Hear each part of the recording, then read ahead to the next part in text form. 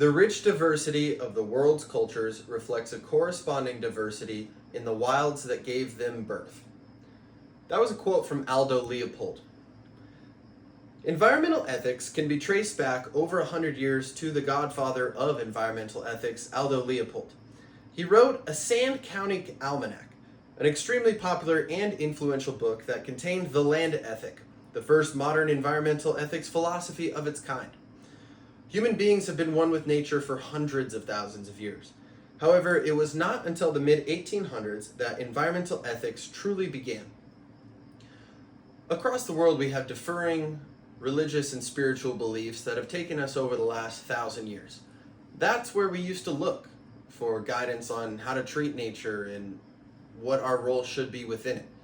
A lot of those ways of thinking pointed toward conquering it or controlling it or protecting it, rather than being a part of it.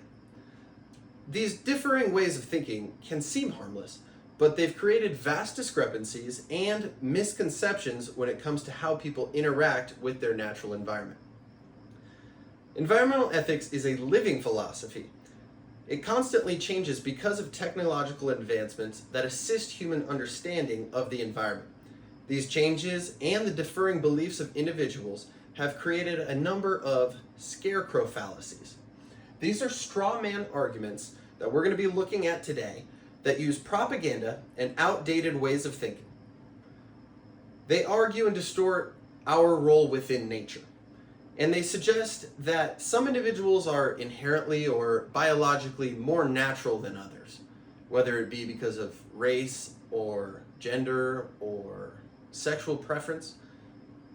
I would like to look at these modern environmental ethics through a disciplinary lens and compare it to previous beliefs about what is natural, what our role is within nature, and how we should use our modern knowledge and technology to support and save our environment. So it's first most important to understand what our role is within nature.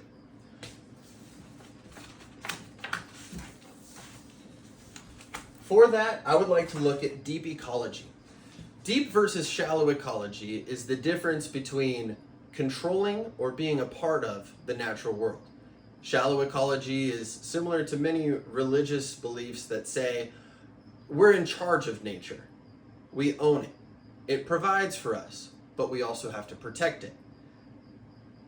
More modernly thinking, deep ecology is how we have to think about environmental ethics today.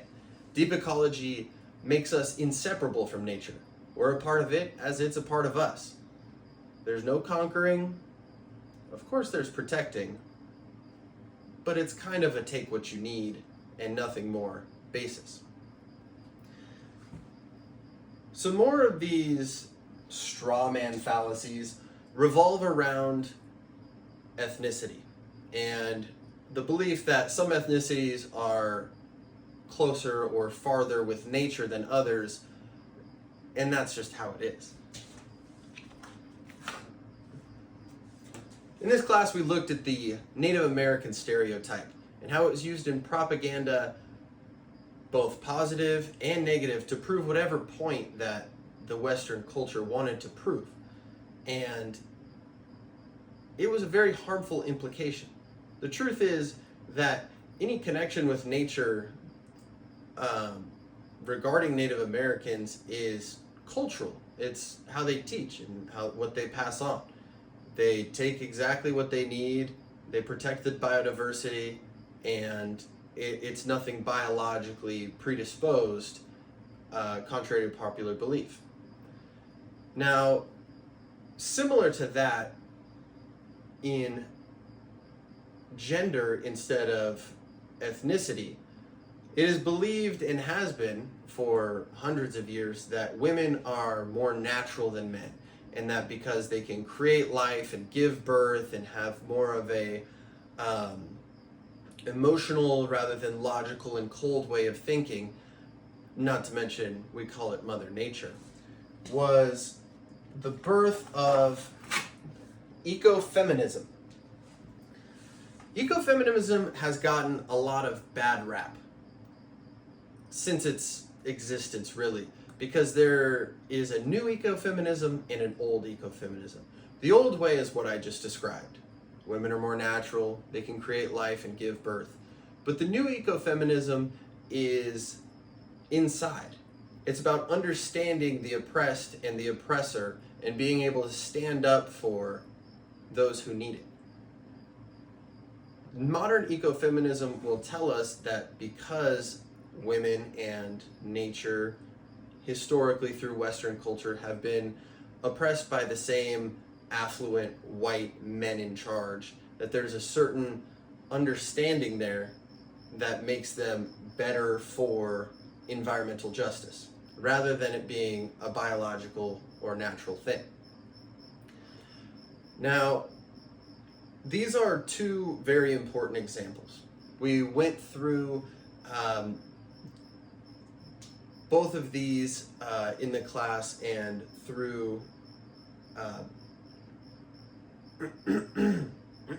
multiple sources to explain that these outdated ways of thinking are straw man fallacies.